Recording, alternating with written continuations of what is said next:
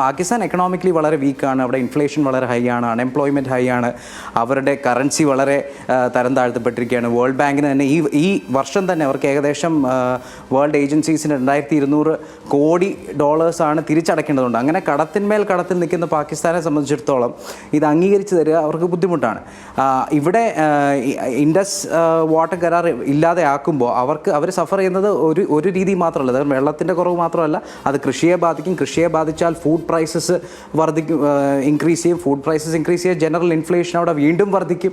അതുകൂടാതെ ഇപ്പോൾ ഓൾറെഡി അവർ നേരിടുന്ന മറ്റൊരു പ്രശ്നമാണ് ബ്ലാക്ക് ഔട്ട്സ്. അതായത് കറണ്ട് കട്ടുകൾ ഒരുപാടുണ്ടാകുന്നു, കറണ്ട് ഇല്ലാത്ത റീജിയൻസ് ഒരുപാട് കൂടുന്നു. അങ്ങനെയൊക്കെ നിൽക്കുമ്പോഴത്തേക്ക് ഈ വാട്ടർ കരാർ ഇല്ലാതാക്കി അവർക്കതൊരു വലിയ അടിയാണ്. സോ അതുകൊണ്ട് അവർ നാച്ചുറലി പ്രഷറൈസ് ചെയ്യാൻ ശ്രമിക്കുന്നു.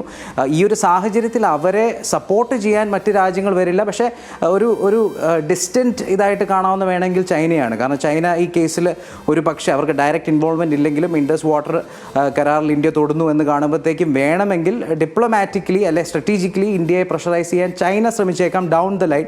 പക്ഷേ ഈ ഒരു സമയത്ത് ഇന്ത്യക്ക് ഒരു അനുഗ്രഹം എന്ന് പറയുന്നത് ചൈനയും അല്ലെങ്കിൽ ഡൊണാൾഡ് ട്രംപും ചൈനയും അല്ലെങ്കിൽ യുഎസും ചൈനയും തമ്മിൽ നടക്കുന്ന ടാരിഫ് വാറും JD വാൻസിൻ്റെ റീസെൻറ്റ് വിസിറ്റും ഒക്കെ അമേരിക്കയും ഇന്ത്യയായിട്ടുള്ള ടൈസസ് യൂഷ്വലി സ്ട്രോങ് ആണ്. അപ്പം നമ്മൾ ഹിസ്റ്ററി പരിശോധിച്ചറിയാം, പാകിസ്ഥാനുമായിട്ടുണ്ടായ എല്ലാ യുദ്ധങ്ങളും എടുത്തു നോക്കിയാലും ഒരൊറ്റ യുദ്ധം ഒഴിച്ച് ബാക്കി എല്ലാ സ്ഥലങ്ങളിലും പാകിസ്ഥാനെ US സപ്പോർട്ട് ചെയ്തിട്ടുണ്ട്. ആ ഒരൊറ്റ യുദ്ധം എന്ന് പറയുന്നത് 1962 to 65 ഇന്ത്യ ചൈന യുദ്ധമായിരുന്നു. ആ സമയത്ത് ചൈന ഇൻവോൾവ് ആയതുകൊണ്ട് മാത്രം ഇന്ത്യയെ US സപ്പോർട്ട് ചെയ്തു. ഇത്തവണയും ചൈനയും US-ഉമായിട്ടൊരു വാർ നടക്കുന്ന സ്ഥിതിക്ക്, ട്രേഡ് വാർ നടക്കുന്ന സ്ഥിതിക്ക് പാകിസ്ഥാനെ ചൈന സപ്പോർട്ട് ചെയ്യാൻ തുനിഞ്ഞാൽ അവിടെ ഒരുപക്ഷെ അമേരിക്ക പതിവിന് വിപരീതമായ നമ്മുടെ സപ്പോർട്ടിന് എത്തിയേക്കാം. പക്ഷേ അത്രയും ഒരു സ്റ്റേജിലോട്ട് പോകാതിരിക്കുമെന്നാണ് എനിക്ക് തോന്നുന്നത്. റീജിയണലി ഇപ്പോൾ തൽക്കാലത്തെ നിലയിൽ വെച്ച് നോക്കുകയാണെങ്കിൽ ഇന്ത്യ തിരിച്ചടിക്കാൻ ശ്രമിക്കും. ഇത്തരത്തിലുള്ള സ്ട്രാറ്റജിക് ആയിട്ടുള്ള മൂവായിരിക്കും അവർ കൂടുതലും ശ്രമിക്കുക.